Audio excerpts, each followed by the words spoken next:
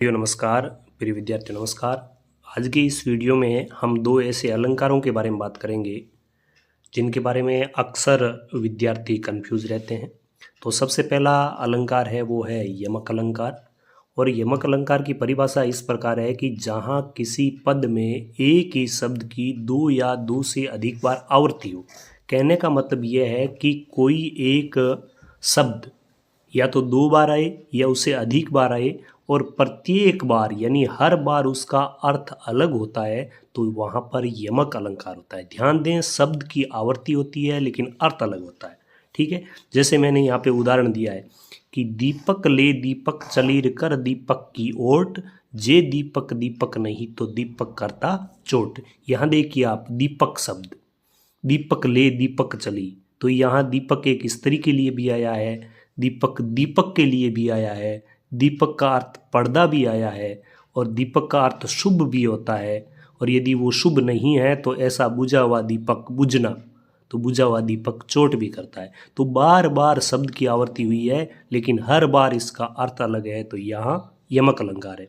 दूसरा बहुत ही इंटरेस्टिंग उदाहरण मैंने फिर दिया है कि सारंग ले सारंग उड़ियो, सारंग पूज्यो आय, जे सारंग सारंग कहे तो मुख को सारंग जाए।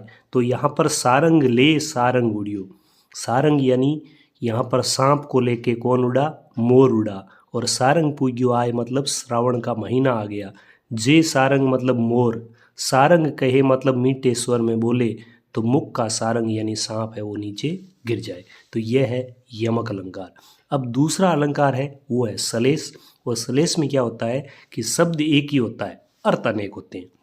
यहाँ पे क्या है, यहाँ पे शब्द दो या दो से अधिक होते हैं लेकिन हर बार उसका अर्थ अलग होता है। लेकिन सलेस में एक ही शब्द में कई अर्थ चिपके हुए होते हैं। देखिए सलेस का उदाहरण, ये आपकी स्क्रीन पर रहा सलेस। और सलेस में क्या बताया है, परिभाषा ये है, सलेस का अर्थ होता है चिपका हुआ। अर्थात जहाँ किसी वाक्य में एक ही शब्द में एक से अधिक अर्थ सलिष्ट या चिपके हो, वहाँ सलेस अलंकार होता है। उदाहरण देखिए, पानी गए न उबरे मोती मानुष चून। तो यहाँ जो पानी है उसके कई अर्थ है। मोती के संदर्भ में चमक है, मनुष्य के संदर्भ में इज्जत है और चूने के संदर्भ में पानी है।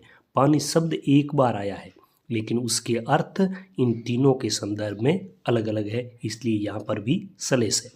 दूसरा उदाहरण मैंने दिया है कि चरण धरत चिंता करत, चितवन चारू और सुवर्ण को ढूंढत फिरत कभी कामी अरु चोर। देखिए सुवर्ण एक ही शब्द है, तो यहाँ पे परिभाषा में हम देखा एक ही शब्द में एक से अधिक अर्थ।